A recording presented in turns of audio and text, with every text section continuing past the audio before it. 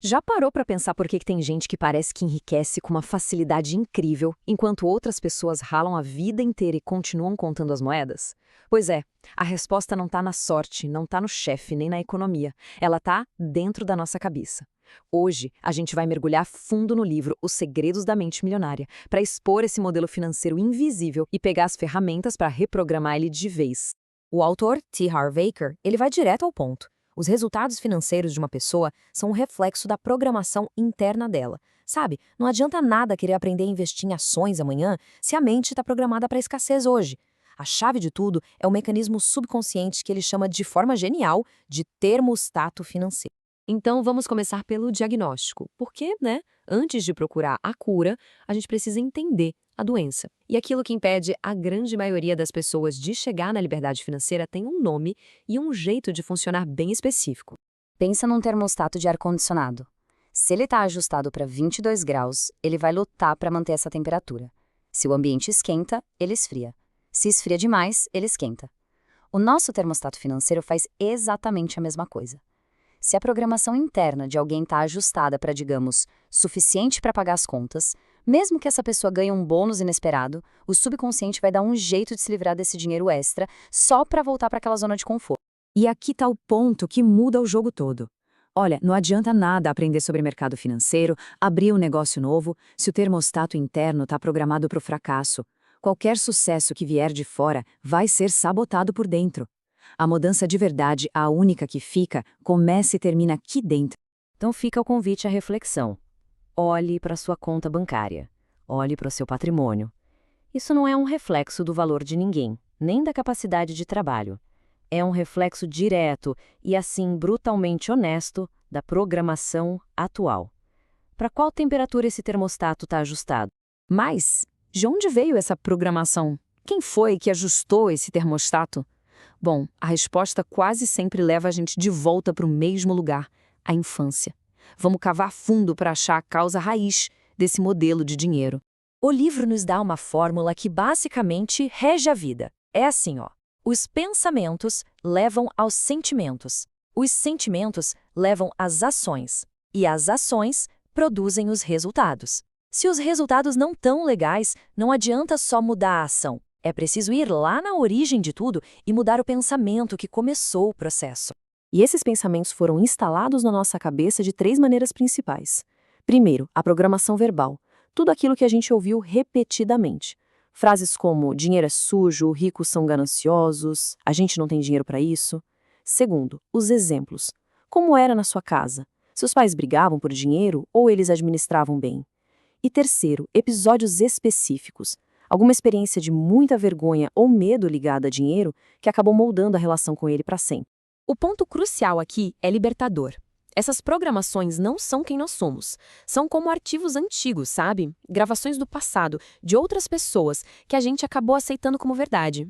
Então, o primeiro passo para mudar é a consciência. É reconhecer que o jeito que a gente pensa sobre dinheiro não foi uma escolha nossa, mas sim um legado que recebemos. Certo, diagnóstico feito, causa raiz identificada. E qual é a prescrição? É até simples, deletar os arquivos mentais que geram pobreza e instalar novos arquivos de riqueza. Agora a gente vai detalhar um por um os 17 modos de pensar que separam os ricos de todo o resto. Vamos lá, os primeiros arquivos são sobre controle e compromisso. A mentalidade pobre pensa que a vida acontece comigo, sabe, uma postura de vítima. Já a mente milionária declara: eu crio a minha própria vida, assumindo total responsabilidade.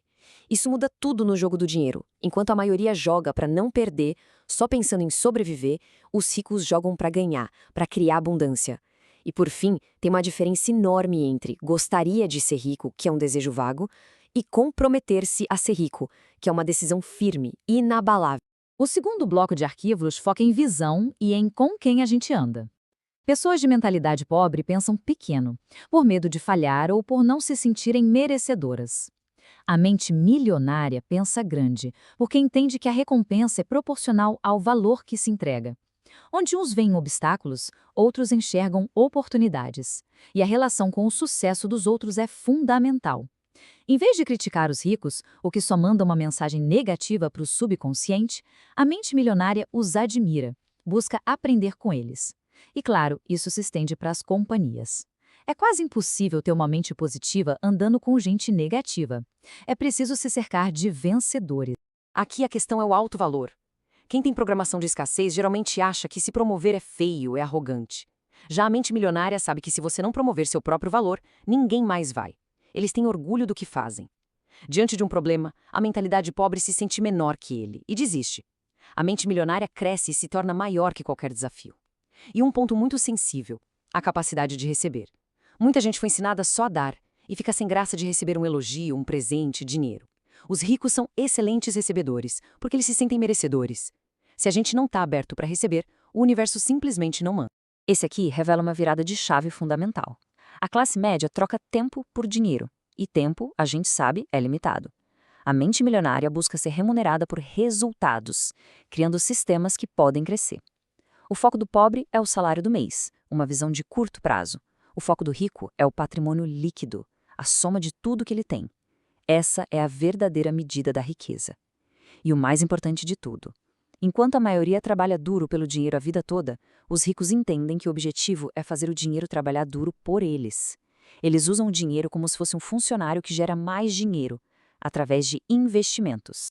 E para fechar os arquivos, vamos falar de crescimento. A mentalidade pobre vive no ou isso ou aquilo. Acha que não dá para ter uma carreira de sucesso e tempo para a família. A mente milionária busca o ambos. Ela sempre procura um jeito de ter o melhor dos dois mundos. Diante do medo, a maioria paralisa. A mente milionária age, mesmo com medo, porque entende que a zona de conforto é o contrário da riqueza. E por último, a humildade de aprender. A mentalidade pobre age como se já soubesse de tudo, o que é uma desculpa para não agir. Os ricos são aprendizes eternos. Eles sabem que para ganhar mais, precisam saber mais. Ufa! Ok, agora que a gente conhece os 17 arquivos de riqueza, a pergunta é: como é que se instala esse novo sistema operacional na mente? Vamos para o plano de tratamento, para a parte prática. A principal ferramenta para essa reprogramação são as declarações. E isso, olha, é muito mais do que pensamento positivo. Uma declaração é uma afirmação formal de uma intenção. Quando a gente diz em voz alta, com energia, ela ancora uma nova crença no corpo e na mente. Declarar "eu tenho uma mente milionária" é um ato de escolher uma nova identidade.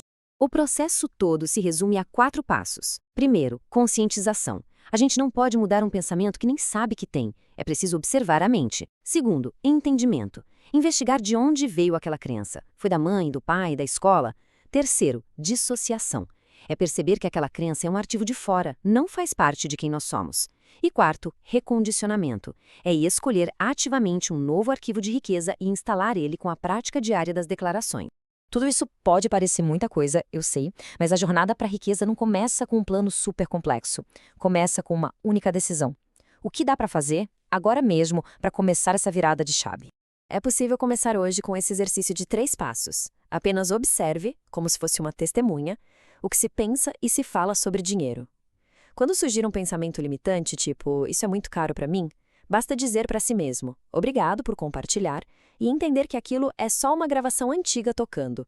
E aí, ativamente substituir por um pensamento de riqueza. E a declaração que substitui todas as outras, a base de toda a filosofia do livro, é essa aqui. Repita aí onde estiver. O meu mundo interior cria o meu mundo exterior. Os resultados financeiros não são o problema, eles são só o sintoma. A causa está dentro. Mude o interior e o exterior vai mudar como consequência. É inevitável. E a gente encerra com essa reflexão. O poder de criar riqueza não está no mercado, está na mente. Cada pensamento sobre dinheiro que a gente tem hoje é uma ordem sendo dada para o futuro. A questão não é se estamos construindo um futuro financeiro, porque isso a gente sempre está.